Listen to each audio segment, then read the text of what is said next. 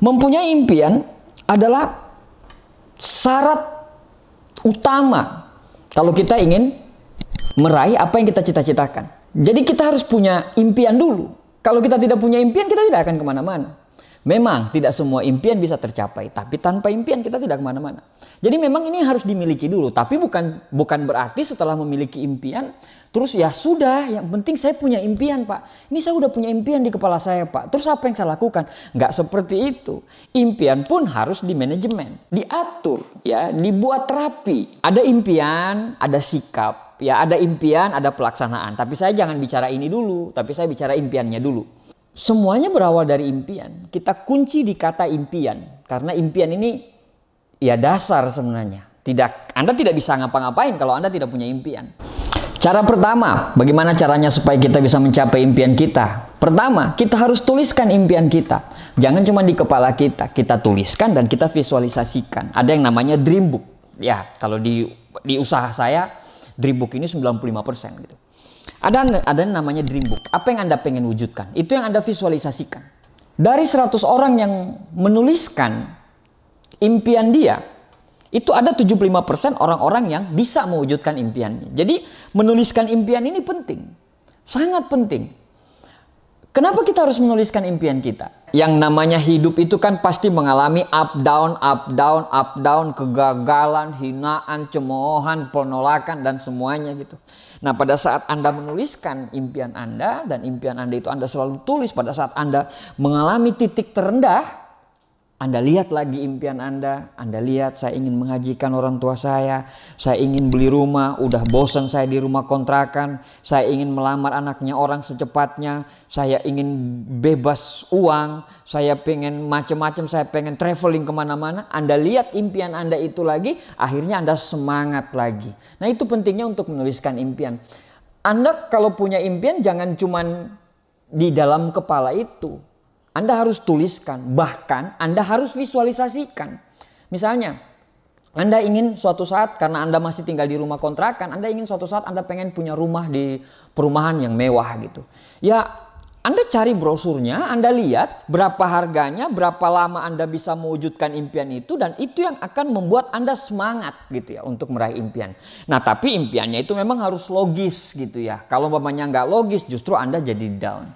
Jadi penting untuk menuliskan impian ini. Kenapa? Pada saat Anda dalam kehidupan ini lagi jatuh, lagi down, lagi mengalami titik terendah, lagi dihina orang, lagi ditinggali orang, Anda lihat lagi impian Anda yang sudah Anda tuliskan, yang sudah Anda visualisasikan itu, akhirnya Anda bangkit lagi, Anda semangat lagi. Akhirnya Anda berkata, ya ini hanyalah bumbu-bumbu dari kehidupan saya. Impian saya harus tetap tercapai. Akhirnya Anda semangat lagi, Anda move on lagi, Anda bangkit lagi, Anda stand, Anda fight lagi gitu ya. Nah, itu pentingnya menuliskan impian. Menuliskan impian juga pentingnya yang kedua adalah itu akan jadi kebanggaan apabila impiannya itu terwujud satu demi satu.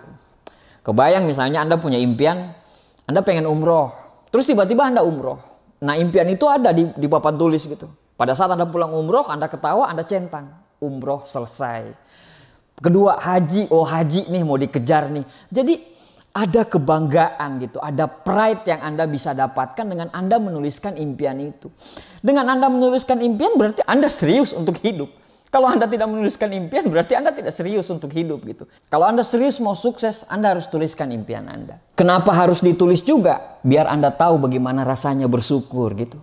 Pada saat misalnya impian Anda dari kecil Anda nggak punya motor, Anda pengen punya motor, Anda pengen punya handphone, karena handphone Anda udah rusak, Anda pengen dari kos-kosan punya rumah. Nah, itu Anda centang-centang, akhirnya Anda pada saat Anda sudah sukses berat 5 tahun 10 tahun yang akan datang, akhirnya Anda lihat lagi, ya Allah, alhamdulillah saya pernah di titik itu. Saya pernah di titik di mana makan saja susah.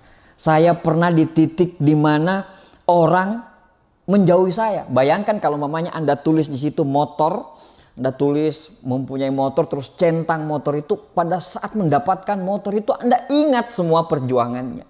Kenapa harus dituliskan juga?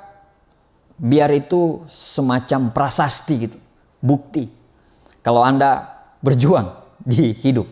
Ya impian Anda harus tuliskan. Terlalu banyak faedah yang bisa kita dapatkan kalau kita menuliskan impian kita. Anda tuliskan impian itu. Anda kalau perlu, ya Anda tuliskan apa yang Anda mau. Sekali lagi, memang tidak semua impian kita bisa terlaksana. Tapi tanpa impian, kita tidak akan bisa kemana-mana. Yang pertama tadi, Anda tuliskan dan Anda visualisasikan. Yang kedua adalah buat prioritas impian mana yang Anda ingin wujudkan dulu. Setelah tadi Anda sudah tuliskan, Anda sudah visualisasikan. Nah sekarang tugas Anda adalah mengerucutkan atau memilah-milah mana impian yang harus diprioritaskan dulu. Mana impian-impian yang Anda pengen kudu kejar dulu. Makanya ada impian jangka pendek, jangka menengah, dan jangka panjang. Impian Anda jangka pendek, Anda ingin mengumrohkan orang tua Anda dulu. Karena orang tua Anda ini usianya sudah kepala 6. Nanti kalau tunggu sukses segala macam nanti udah kepala 7. Nanti keburu orang tua kita tidak ada. Mungkin Anda pengen mengumrohkan dulu. Nah, impian-impian jangka menengah mungkin Anda pengen menghajikan orang tua Anda. Karena Anda pengen cepat, Anda pengen pakai haji plus. Mungkin haji plus berapa harganya, itu jangka menengah. Jangka panjangnya Anda pengen belikan, Anda pengen beli rumah, Anda pengen beli mobil, Anda pengen beli pesawat, Anda pengen beli apa. Tidak ada masalah. Bermimpi itu gratis.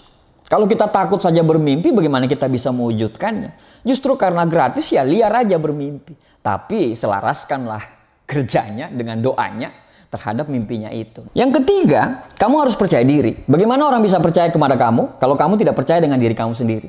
Ini kunci. Kamu sudah punya impian, kamu sudah tuliskan, kamu sudah prioritaskan jangka pendek, jangka menengah, dan jangka panjang.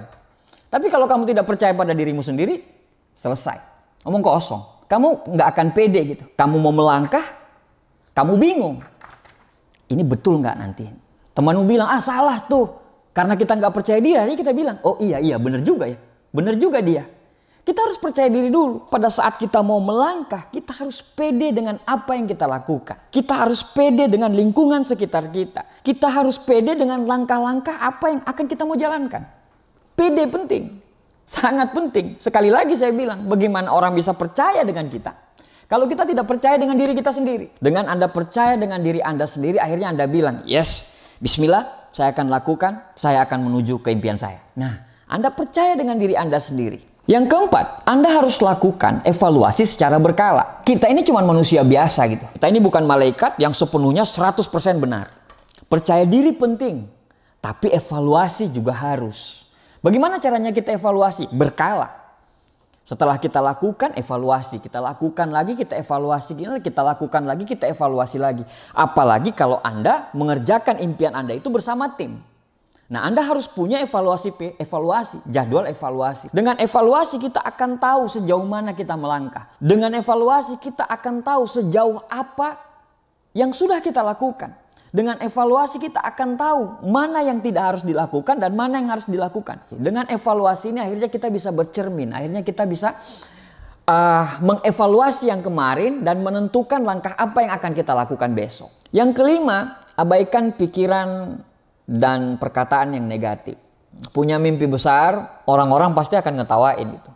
Saya ingin jadi YouTuber ternama. Sedangkan subscribe Anda masih 2, masih 3. Anda tidak punya fasilitas, Anda cuma punya handphone. Anda pengen jadi YouTuber ternama. Terus orang kanan kiri Anda bilang, nggak mungkin lah, nggak mungkin.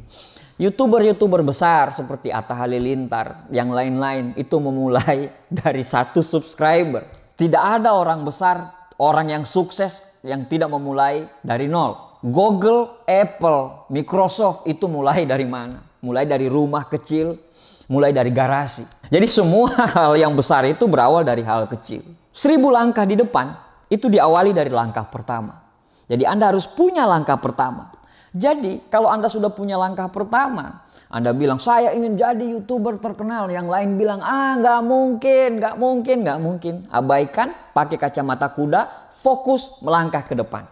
Karena itu penting. Yang keenam, fokus. Banyak sekali hal-hal yang akan mengganggu kefokusanmu. Ya nggak bisa Anda jalanin semuanya. Anda harus fokus pada satu titik gitu. Anda harus fokus pada apa yang Anda harus kerjakan. Kalau Anda mau jadi YouTuber ya fokus. 1 subscriber, 2 subscriber, 3 subscriber, 1000 subscriber, 2000 subscriber, 1 juta subscriber. Amin. Yang penting fokus. Memang tidak semua impian kita bisa terlaksana, tapi tanpa impian kita tidak akan kemana-mana. Yang ketujuh adalah jangan lupa terhadap yang memberikan rejeki. Makin banyak yang Anda mau, makin banyak doa yang Anda panjatkan. Makin banyak yang Anda ingin, makin banyak Anda meminta. Lakukan apa yang Tuhan suka. Jangan Anda punya impian tapi Anda melakukan apa yang Tuhan tidak suka. Anda nggak akan dapat apa-apa. Berdoa, kerjanya keras, impiannya gede, kerjanya keras, doanya gede. Itu luar biasa. Berdoa bukan cuma kita meminta, tapi melakukan apa yang Tuhan suka, apa yang Allah suka. Sedekah, banyakin sedekahmu. Memberi ke orang tua, banyakin memberi ke orang tuanya. Karena rezeki atau berkah sama seperti helipad. Helikopter itu nggak akan mendarat kalau helipadnya itu belum rapi. Ini harus rapi dulu. Rezeki itu bisa mendarat kalau semuanya rapi. Hubungan kita dengan orang tua bagus, hubungan kita dengan teman bagus, kita tidak menyusahkan orang. Banyak hal-hal sehingga rezeki kita bisa terhambat. Contoh salah satunya adalah mungkin Anda masih punya utang sama orang lain dan Anda tidak membayar utang Anda. Itu bisa menghambat rezeki Anda. Anda mungkin lagi tidak omong-omongan dengan orang tua Anda. Itu salah satu penghambat rezeki Anda. Jadi Anda bikin helipadnya ini itu bagus dulu. Hubungan Anda dengan orang tua bagus, hubungan Anda dengan istri bagus, hubungan Anda dengan kakak adik bagus. Semua utang-utang Anda bayar, tidak ada orang yang tersakiti. Akhirnya rezeki itu bisa mendarat. Itu konsep yang saya tahu dengan keterbatasan ilmu saya.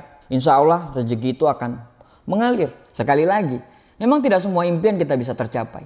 Tapi tanpa impian, kita tidak kemana-mana. Jadi miliki impian yang besar, visualisasikan dan tuliskan impian Anda, prioritaskan jangka pendek, jangka menengah, dan jangka panjangnya. Teruslah percaya diri dengan terus belajar dan bertumbuh. Evaluasi terus secara rutin dan berkala. Abaikan semua pikiran-pikiran yang negatif. Fokus terhadap satu tujuan dan banyakin doanya.